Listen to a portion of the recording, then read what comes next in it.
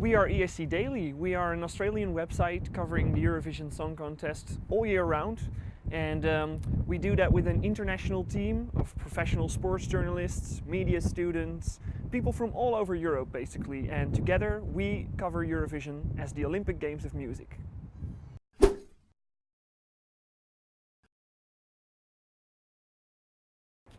Well, there's two things that are really important to us, and both actually come forward from our Australian roots. The first thing is the Eurovision Song Contest is the Olympic Games of Music. I remember back in 2015 we were interviewing Paul Clark, the head of delegation for Australia. It was the first time when they competed, and we asked him, why does Australia love Eurovision so much? And he basically said, well, we love to compete. And I think that says it all. For us, Eurovision is a competition before anything else.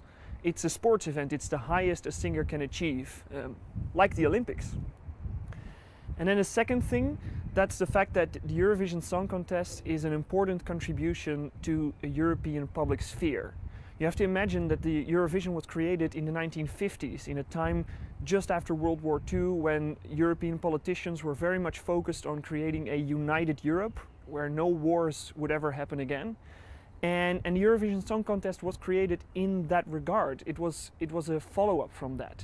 It was a place where people from all over Europe could see each other's cultures through music and learn to meet each other and instead of being violent, basically, with each other.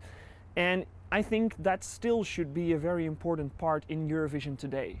And by the way, it also means that Australia is, of course, a part of the European public sphere. We may not be geographically in Europe, but with all the immigrants from Europe coming to Australia, we are a part of the European public sphere.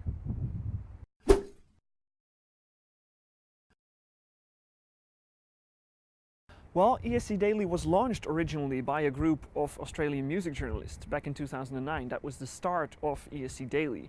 And of course at that time Australia was still not participating yet in Eurovision, so we had a large group of European correspondents, people from all over the continent, because, well, for these people it was much easier to travel to these events. Of course, if you're Australian, it's a very long journey all the way to Europe. And then from 2013 on, of course, the role of Australia in the contest became bigger and bigger, and in 2015 I was there when Australia participated for the very first time. Well, you can imagine that was a special year for ESCDaily.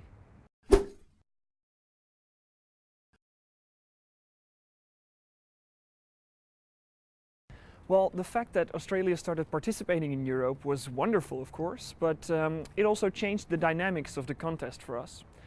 Because all of a sudden, being Australian did not necessarily mean being impartial anymore.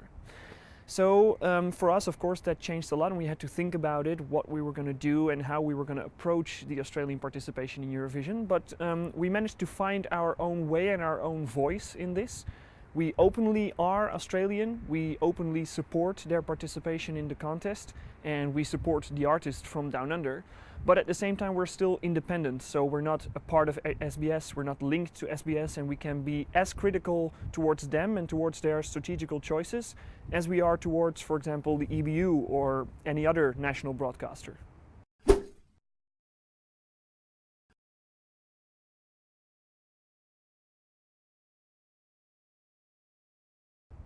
A lot of the other Eurovision websites are run by Eurovision fans, and there's nothing wrong with that.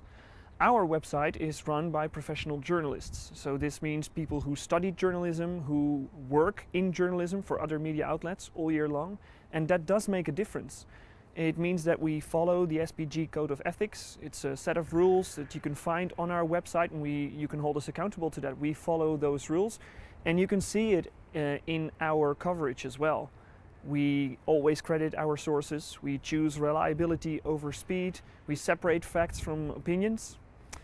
And I remember when we were interviewing Hans Selmele in 2015, when he was, of course, the big favorite, the big star of the competition back then in Vienna.